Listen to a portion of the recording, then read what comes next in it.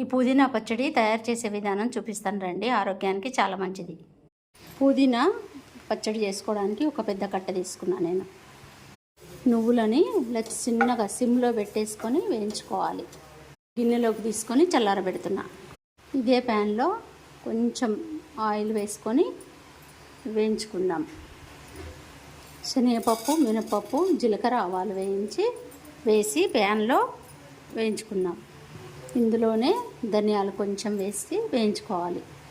కొంచెం వేగినాయండి పోపు. ఇందులో ఒక 6 పచ్చిమిరపకాయలు వేసుకొని వేయించుకోవాలి.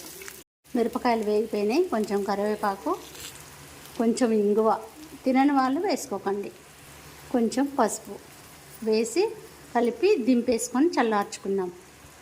ఇదే ప్యాన్లో ఒక చిన్న స్పూన్ ఆయిల్ వేసుకొని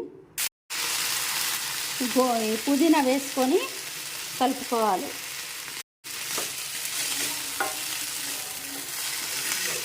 తడిపోయి అంతా దగ్గరికి అయ్యే వరకు వేయించుకొని ఇందులోనే కొంచెం కొత్తిమీర వేసుకొని ఇది చల్లార్చుకోవాలండి. దింపేసేసుకోవాలి.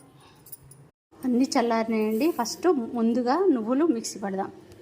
నువ్వులు ఇలా మిక్సీ పట్టాను. ఇప్పుడు ఇవి పచ్చిమిరపకాయలు పోపు మిక్సీ పట్టుకోవాలి. ఇందులోనే కొంచెం చింతపండు, ఎల్లిపాయలు, తగినంత ఉప్పు, ఈ పుదీనాకు ఇందులోనే వేసి ఇప్పుడు మిక్సీ పట్టుకుందాం.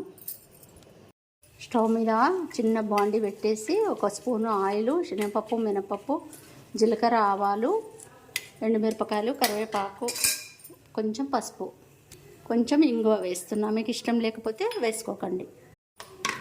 చక్కగా మెత్తగా మిక్సీ అయిపోయింది. ఇప్పుడు ఇందులో పోపు పెట్టుకుందాం. పుదీనా పచ్చడిలోకి పోపు పెట్టేసుకుంటున్నాము. రెడీ అయిపోయిందండి. పుదీనా పచ్చడి రెడీ అయిపోయిందండి. మీరు కూడా చేసుకోండి.